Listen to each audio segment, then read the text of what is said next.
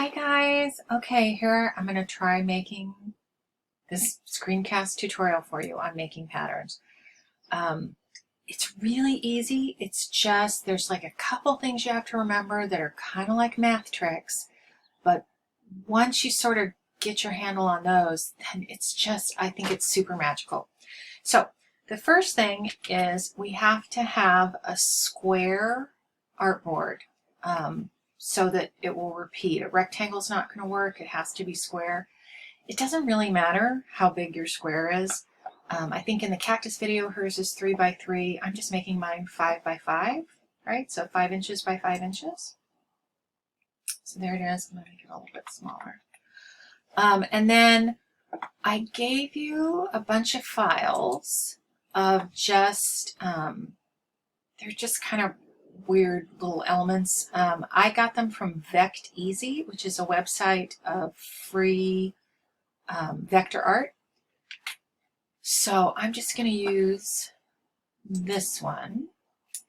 So I'm gonna, oh, they're really big. Okay. I'm going to make those smaller. I'll zoom in a little bit. Okay. So the math trick is that when you start, or part of the math trick, when you start laying it out, you really only have to worry initially about the top edge and the left edge.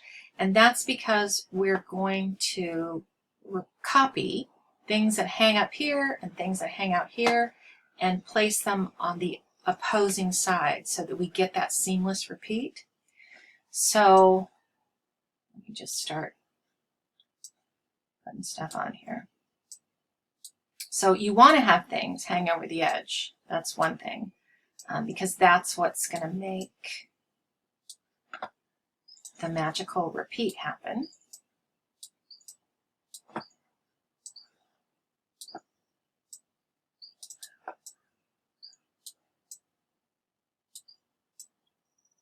So, and you will of course spend more time making it beautiful. I'm just, okay. So,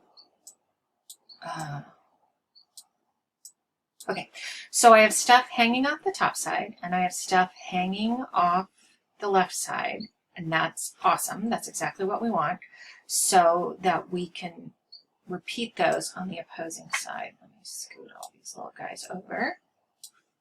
Okay, so I'm going to do a marquee select and just scoop up the things that were hanging off that top side, right? Because those, I want to repeat them down here, but I have to be like, it has to be mathematically perfect. So I'm going to do that, this is a perfect thing of what a computer is for. So I'm going to go to Object, Transform, Move. And this is going to be a vertical move. So I don't want any horizontal move. And I want the vertical move to be 3 inches. I mean, to be, oops, okay, not a math major. Okay, to be 5 inches, right? But I want it to copy, just like when we did the reflection and we used the copy feature on the reflect, right? So I'm going to say copy. And there it is. So everything that is hanging out up here is hanging in down here, right? I mean, I can see there's a problem right here with this one. Just twist it a little bit. Okay, so I'm going to do the same thing. So I'm going to scoop up with the marquee select everything that's hanging out on the left, right? And then I'm going to repeat it, copy it over here. So I'm going to do the same thing. So Object, Transform, Move. So this one is a horizontal move, right? So I want horizontal 5, vertical 0, and I want copy. Oh, that's the math. That's the magic math part. Okay, so then once you've done all that, so all the outsides are taken care of, and now you can go in and fill in the middle part, right? So let's, Okay, and again, you know, yours is going to be much prettier and more lovingly done than I'm just doing here in the demo. Right? It's kind of cute.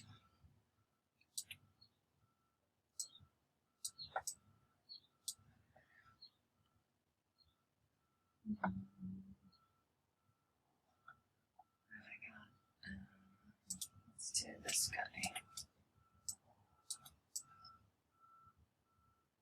Okay, and then I have all these little ones that I can fill in.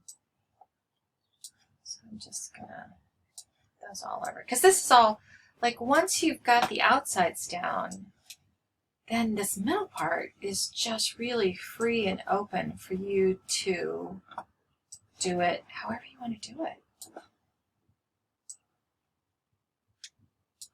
Okay.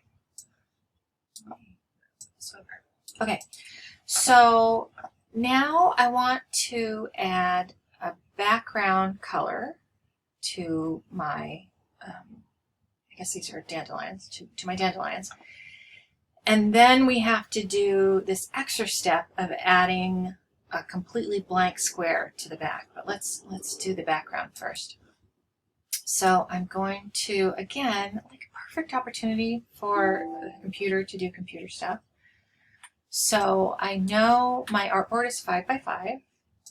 So I'm just going to make that. Let's open up the swatches palette. Okay, so I'm going to choose. Okay, kind of loud, but that's all right. I'm going to move it kind of in place, and then again, I want to, you know, anytime, like computer's great at math, I'm not, so anytime I can use the computer for that, that would be great. So, and I don't know if you've noticed on the Align palette, if you say show options, we get this little thing down here where you can choose what it aligns to. So I'm going to say align to artboard in this case, because that's what I want. So, and then I can, you know, I can say center it on the artboard, like any combination is going to get you so that I know that I'm exactly on that artboard. And then I'm going to object, arrange, send to back. Okay. And then I'm going to use, since I know this one is already the right size, and I know it's already in the right place, I'm going to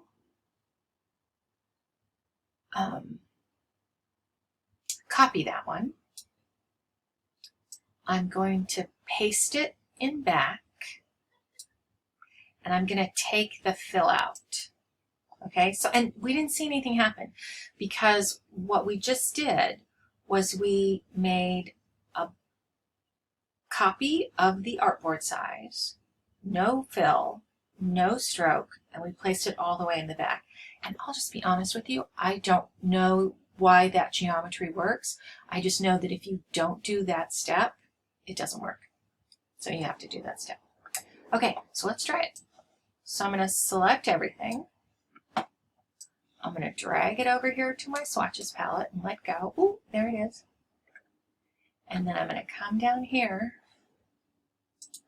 I'm going to make a big rectangle. And I'm going to fill it. Like, that's magical, right? So it makes a repeat pattern. And you can't even really see the repeat. Like once you've done a bunch of these, you'll be able to look at other repeat patterns and figure out where the repeat is. But this one, and looking at like probably I wouldn't like these ones that close to each other, so I might go back and adjust that. But that is how it works.